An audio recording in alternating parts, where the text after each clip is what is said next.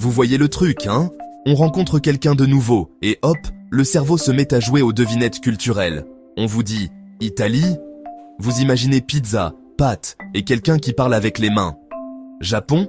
Sushi, samouraï, et peut-être un karaoké pour faire bonne mesure. Ces images toutes faites, ce sont des stéréotypes culturels.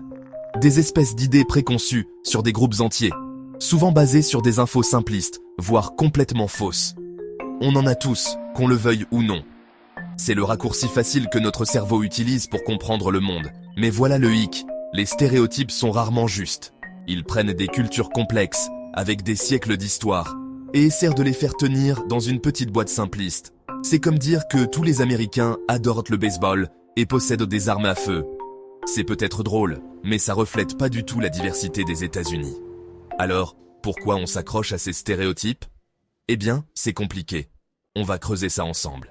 Parfois, les stéréotypes naissent de l'ignorance pure et simple. On ne sait pas mieux, alors on se fie aux bribes d'informations qu'on a pu ramasser. Une histoire racontée par un ami d'amis, un titre de journal qui brosse le portrait d'un pays entier à la même enseigne. Mais ce n'est pas toujours aussi innocent. L'histoire regorge d'exemples où les stéréotypes ont été utilisés comme outils d'oppression.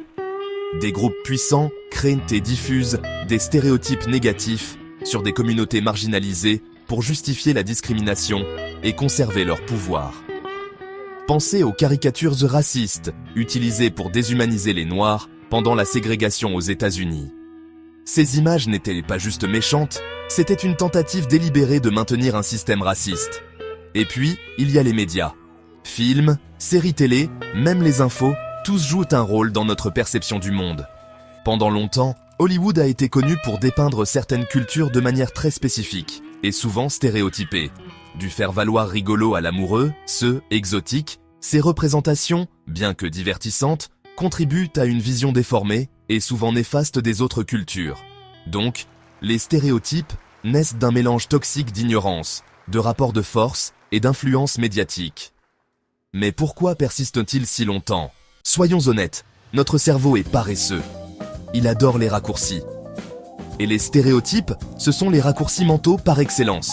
Au lieu de prendre le temps de connaître les individus et leurs expériences uniques, notre cerveau se dit « Ah, tu viens de là-bas? Je sais tout de toi !» C'est là que les biais cognitifs entrent en jeu. Notre cerveau est câblé pour rechercher des informations qui confirment nos croyances, même si ces croyances sont basées sur des stéréotypes.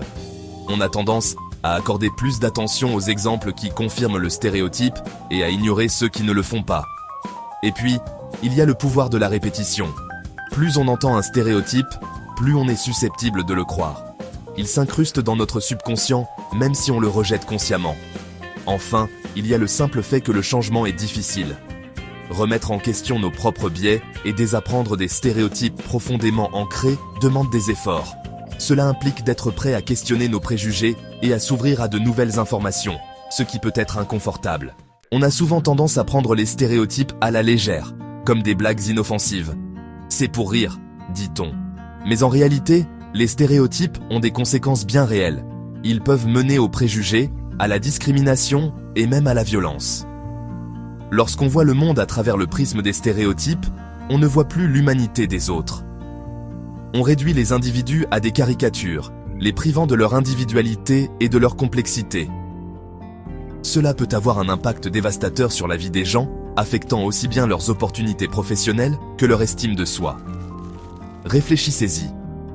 Combien de fois avez-vous entendu quelqu'un dire « Je ne suis pas raciste, mais… » suivi d'une affirmation bourrée de stéréotypes, ces blagues inoffensives perpétuent des idées dangereuses et contribuent à une culture où la discrimination est banalisée. Alors, comment se libérer de l'emprise des stéréotypes? Cela commence par la prise de conscience, reconnaître nos propres biais et être prêt à les remettre en question. S'ouvrir à la découverte d'autres cultures auprès de sources fiables et engager des conversations constructives avec des personnes d'horizons divers.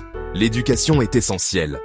En sensibilisant les enfants dès le plus jeune âge à la diversité des cultures et aux dangers des stéréotypes, nous pouvons contribuer à l'émergence d'une génération plus tolérante. N'oublions pas non plus le pouvoir de la représentation.